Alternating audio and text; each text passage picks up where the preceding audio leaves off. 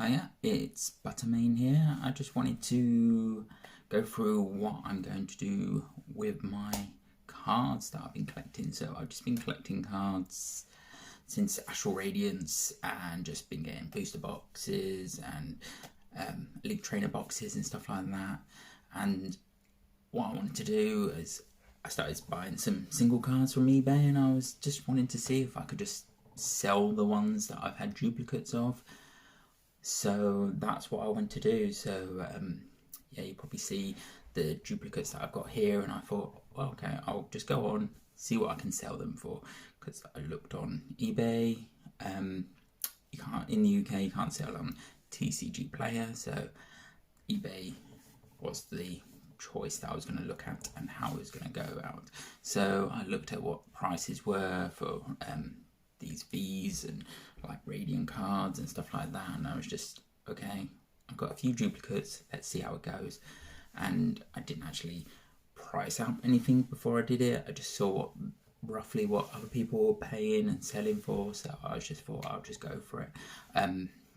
So I just started looking at what the founder listing of the same card, and on eBay you can just go and find sell something similar, and on there you can just select the grade that is. It's non-graded. All my cards got no graded cards, and then you just have to put the status, if it's near mint, like it's been just out of the packet and put straight into my binder. That's what I've been done. Or if there was any marks on it, I'll put lightly played. Or if there was any worse condition like that, moderately played, and even less than that. But all the cards that I had, I put up for near mint. So yeah, I just kind of like put a price point on as like 99p, and I knew that stamp would cost me 75p in the UK to send in the UK, and yeah, and a few things sold. And what I realised is you don't get much money back from that. So if I kind of break it down, what you need to do, like, you got to send the card. So you got to get an envelope. I just bought some of these do not bend ones from eBay. I got a pack of 100, I think it was. So that was an outlay of like 11p per one.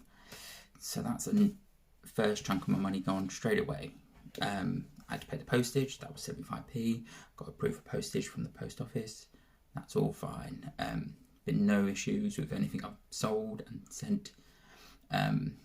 So they're my two costs that are done. So out of the money they've paid, let's say 99p and 75p for the postage, I've already paid 75p and 11p for the envelope. The other costs probably didn't concern me at the time, but maybe in the future, is if you need like penny sleeves. I'm a collector, so I've got loads of those from collecting, so I didn't put that as an additional cost. If you, depending on the value of the card, you might just want to put it in a sleeve like you get in an ETB. So there, you get them with the ETBs and you just use those. So the only other thing is if you wanted to use a top loader. So if you wanted to buy those, roughly about 16p each if you bought them in bulk, like out of 100. So I bought some individual ones, so I've been sent cards, so I had them to hand. So yeah, sold, I can't remember the items, maybe about 16 items. They're all duplicates, so I wasn't attached to them. So if I lost some money, or yeah, if I sold them for less than they're actually really worth and stuff like that, so I just kind of went for it. So the items, when I kind of got the money and worked out what eBay are going to charge me, I was kind of like surprised, and I needed to work out what that calculation was. So yeah, the fees are probably on their website, and it probably makes it a bit more simple. But then when you take into account of you have to use your you have to buy like the envelopes and stuff like that, it can eat into your profit and stuff like that. So I as soon as I kind of worked out what eBay were going to charge me, I could then work out on this spreadsheet that I'm just showing up now. So we look at the bit where kind of what eBay are going to charge you. So most after the fees, it's going to be the price that they paid plus the postage, the combined value. They times that by like 10%.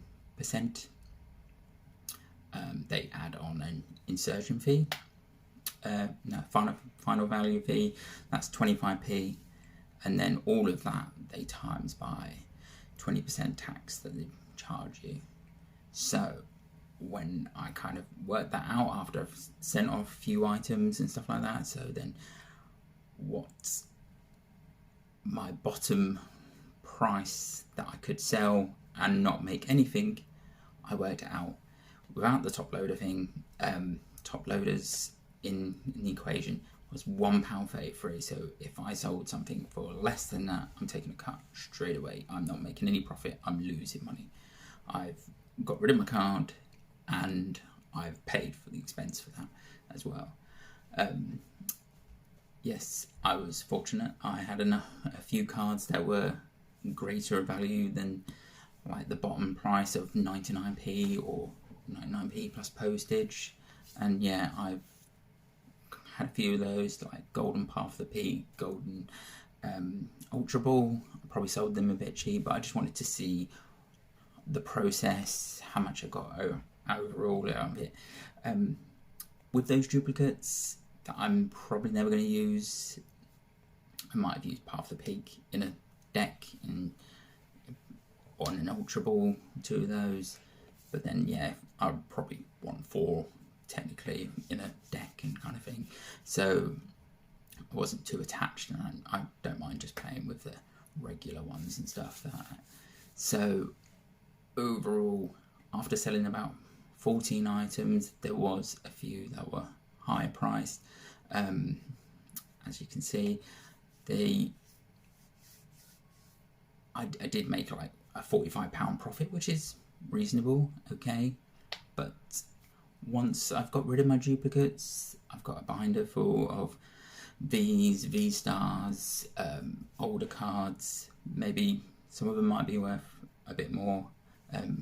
Yeah, I started collecting Astral Radiance, so most of my cards that I pulled are from packs that I've got, and they're probably from the short and sealed area, and maybe a few that were a bit before that, not that many that would say that I've got like some vintage cards or anything like that. These are all modern cards, and yeah, some of them might be worth more.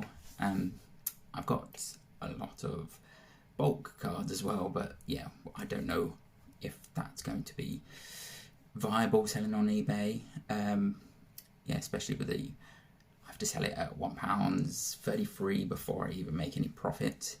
That's if I don't use a top loader and just use the sleeves that I've got, but then I'll run out of sleeves eventually, so I'd have to start selling those. So I might look at selling on Top Card Trader or Card Market, just because they're 2 platforms that you can use in the UK, and see how they fare against eBay. I'm still going to use eBay for a few of the items, just because I can put them on there and they'll just keep relisting. If someone buys them, then someone buys them. I have changed my price point, so I put them up for like 49p with a postage of 150, which is kind of reasonable because of the extra costs. So it comes out like 199. I could split it differently. I might do that just to see if that changes anything, like putting it up for 99p and then someone and then putting the postage to £1. I feel like if I put it 49p and postage £1.50, someone will see it for 49p, and then initially they see the postage and they're like, actually I want that card, and they probably might price match it against someone else, but then if it's not there, they might just put a bid in and stuff like that. So yeah, I'm just going to keep on going with that and see how that goes on eBay, and probably the next video I do on selling my duplicates and looking at selling my bulk cards will be on the next video. So next time, I'll speak to you then. Thank you. Cheers, bye.